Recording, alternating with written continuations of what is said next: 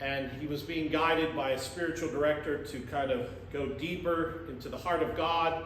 And he had a vision that the devil was trying to kill him with cancer.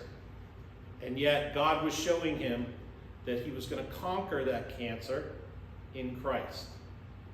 And he was eventually cured of cancer.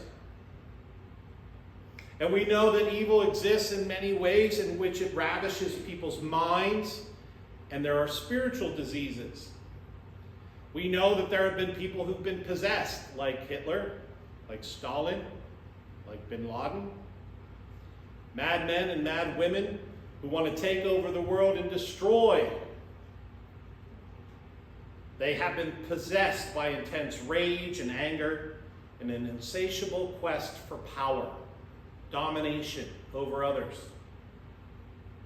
Possibly they've even been possessed by demons or even the devil.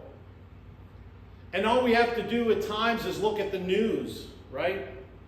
I remember growing up and my grandfather would get upset with me if I didn't watch the news. How are you going to know what's going on? And I know there was a period of time where it just depressed me to watch it. And then over time I was like, I understood what he was talking about. And for me, this past summer, there were many stories that really got me upset.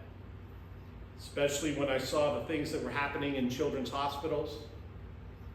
Things that were being done without parents' permission. Even seeing that one movie that we saw about child trafficking. Those type of things really get me upset. Rightly so, right?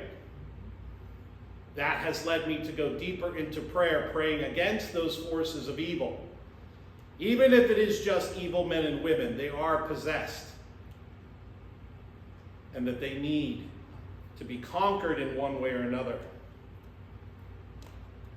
And then we must remember that we shouldn't dwell on evil or the devil or anything like that for too long. There's some little meme going around talking about the devil coming to 3 different pastors, asking them, can you change the past? And then 2 of the pastors get caught up in having this conversation with the devil. And then the 3rd pastor says, Lord, deliver me from temptation. Deliver me from evil. And the point of it is that don't even engage in those conversations. Don't give the devil a foothold. Don't give evil any place within your conversation to be tricked. Because only God can change our perception of the past. We're not to live in the past. We're to live in the present and have hope for the future. That's the point, right? So don't dwell on it. I know there are people who love horror movies. I can't stand them. Oh my God, I don't get it. I got family and friends, they love them. They love to be scared. I'm like, why do you want to be scared? I don't want to be scared. I don't like to think those dark forces. I don't want to watch snake movies, right? Especially if I think there's snakes around.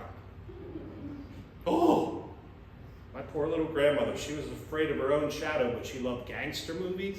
She loved scary movies.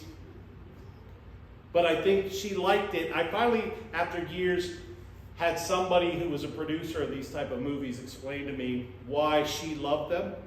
And it made sense to me.